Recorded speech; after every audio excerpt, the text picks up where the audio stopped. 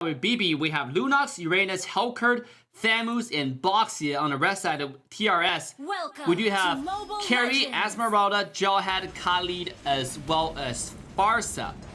5 seconds till this is game 2, match point for Team Rockstar. Alright, well, they really gotta just play for their early MLBB. If they want to win this, if the game goes mid to late, I'm pretty sure it's a loss with their draft. Yeah. They have to have this game in their bag. But if they do have the game early on, if they do have the early game advantage to their bag, they're gonna have a lot of lead. They can probably just run over this game if they have a lead in here. Because I mean, look at their comp. Lunox a snowball hero, and you have Helkert who's a snowball hero. If they're a snowball properly, it's gonna be pretty easy. And starting off snowballing, this is look at BB now. Going to the rep off, not gonna get it. Jaguar gonna get that rep off thanks to Pika securing the vision at red, knowing that bombing might invade a rep off. Speaking of, look at the damage coming in. Not gonna be enough. Oh, they're still chasing though, and Farsa's passive will finish off the kill. Meanwhile, on the side lane, we do have one more dash happening to the favor of Team Rockstar here as well. They end up taking down. I mean, actually, to Team BB, they end up taking down Uranus, Esmeralda on the bottom lane by the Thamus. Really, really good. Really well done. Yeah, Esme completely loses lane really hard against Thamus, especially if they has execute. Esme probably has 0 pressure, so it's actually a really good pick into an Esme because Esme's strong points is her being able to like harass the enemy jungle if she can clear the way quick. Yeah. So in terms of like lane matchup, definitely like a good pick, but I still don't like the pick overall because it falls off late game. Yeah. Now look at the power spike coming in. The ultimate being activated. Crow will stay alive for now. Helker coming in, finishing off the Esmeralda. And putting a finishing point on this team fight. It's pretty even so far at this point, and Helker with that kill is definitely helping that snowball. Honestly, just in terms of score, I'll be rooting for BB. Not because like I prefer any team in particular, I just prefer whoever's like the underdog. It's just nice to see them win. Yeah. After a losing match. No, but dude, like you said, if this game get to that late game, if Carrie get that sweet items, get that like Queen's Wings where he's not gonna be one-shotted, get that really important endless battle or the Demon Hunter sword, she's gonna burst everybody down. She's gonna shred everybody down from their opponent's side, from Team BB here. Top lane. Yeah, in the end. Dude, look at the damage. Now in the mid lane, Helker will be taken down by, it seems like by Farsa right here, 2-0 on Chloe, who's rotated to the top lane. Vanguard trying to get himself away. Not gonna happen against Jawhead. Not gonna happen against Carrie, the tank burster. And now with the map pressure, they're gonna go ahead and secure the turtle, who's gonna be spawning in 5 seconds. Turtle resurrecting She's disconnected their team. Yeah. I mean, the Hulk got like picked off on his own, really bad. I don't understand why the boss should dive top because the Yurgis was already backing off. Yeah. I think he panned the map at that time and I wasn't paying attention. So maybe something happened that I don't know about. Yeah. Penny map is always pretty interesting. When you pen map, that's actually your vulnerable time. It's a good move, but it's a move you really have to balance when to do it, when not to do it. So look at bottom lane. Tham was once again thirding that dominance against Esmeralda. Not afraid whatsoever. Mid lane, Farsa is bombing this Helkert. Would have to dash away. He's gonna go ahead and get his red. Nothing else gonna happen. So far, actually, pretty even early game. It's been 4 minutes, only 1,000 gold difference between the two sides. That's not a lot at all, to be honest. You can barely say that's an advantage. Yeah, it's about a fight's different, worth a gold, I mean, actually, with a fight, you could get a gold. Either team could get a master gold lead off of the next fight. Cow, actually not Crow. Cow's gonna go ahead and recall. It looks like a Crow for some reason. It's because of the dots. Okay, mid lane. Yep, it's gonna be wave clear. Bottom lane, no one has yet to touch the shield money that much, except for Jaguar, who's hitting the tower. Boxer trying to get himself away. Not gonna happen. John gonna throw him back to the tower.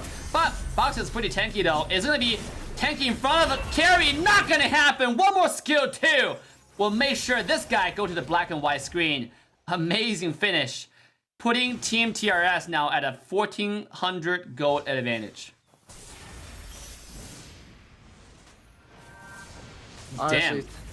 They should have the early game with their comp. The fact that they're losing the early game really doesn't set a good tone for the rest of the game.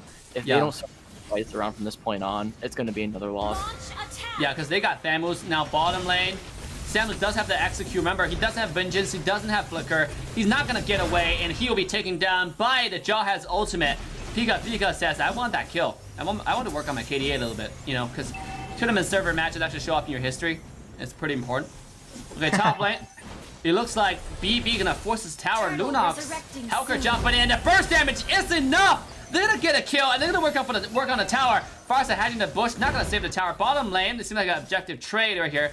Carry gonna take the tower on the bottom side, and then now clearing the wave and making a move into the jungle to look for what else they can find through Team BB's resources. Get a little bit of camp here, rotate to the mid lane. I mean, what do you think BB need to do right now? They're behind. I mean, they're holding the ground, actually trading resources, but they're behind. Like you said, they're early game comp. If they're snowball comp, actually, not necessarily early game, like to be exact, but snowball. They have to snowball really hard.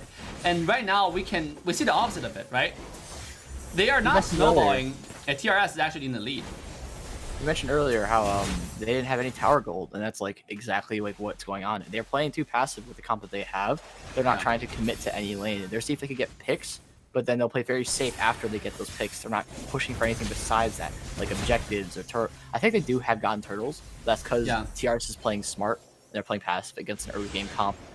And and TRS is playing passive, right? So you should be playing aggressive. Both teams playing passive is not going to go well when they outscale.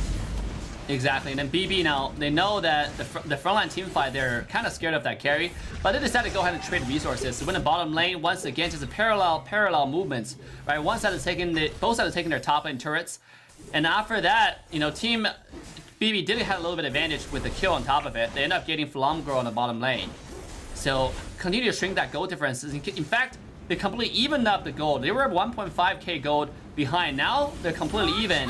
Lunox looking for a lot of damage into the carry. Jaw has the ultimate. Well, not going to be successful. Esmeralda jumping in. Farsa putting a lot of burst onto this Lunox, who will be taken down, demolished in an instant. Jaw looking for more damage. Not going to happen. And both are going to back away. But with Lunox taken down, it seems like Team TRS going to go ahead and rotate the bottom lane, secure this side of the map, and maybe make a move to Turtle.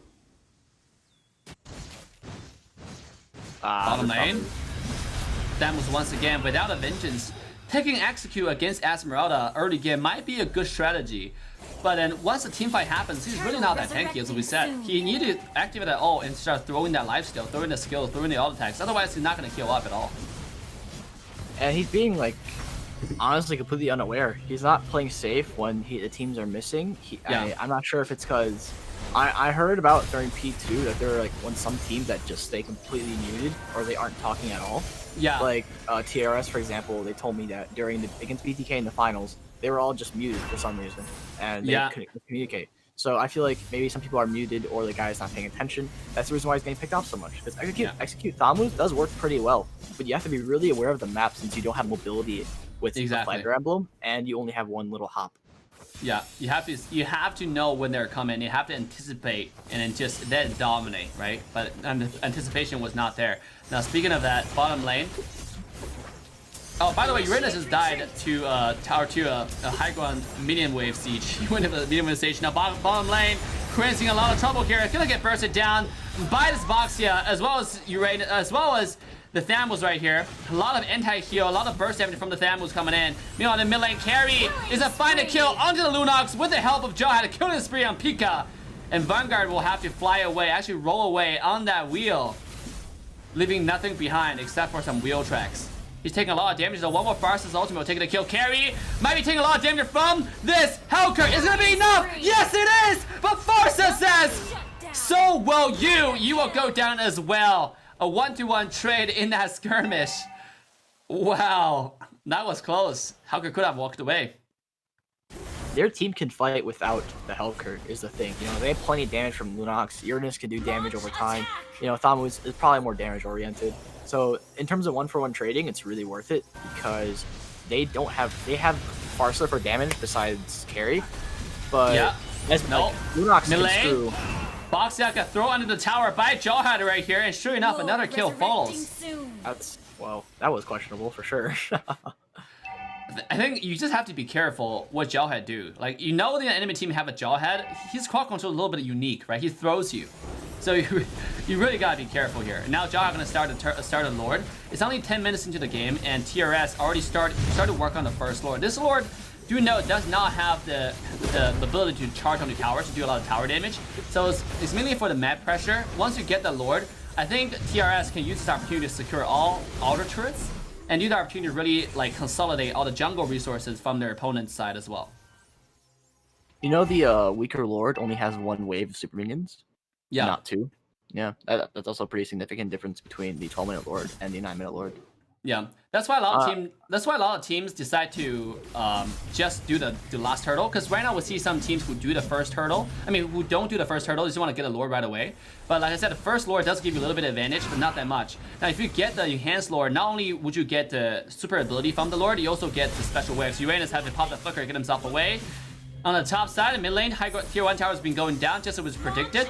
They're using this Lord to take down all the outer turrets and maybe wait for a few minutes for 5 high ground towers. If you look at Team BB, they do not have the ability to clear a wave that well. Ooh, damage, Boxia! One more airstrike from Farsa will take down that kill, and sure enough, 6,000 gold lead. Every single outer turret has been taken down. They do not have the ability to clear a wave. Jai coming in with a flicker. Uranus is the target. Pop the ultimate. He shall, and he will walk away. Bottom lane, Lord will be taken down. They've defended the high ground towers, but at what cost? Already 1 person, 2 people going down. Make it triple! And TRS is rampaging through their opponent base right now. They're gonna end this game. They want to go see Gosu right away.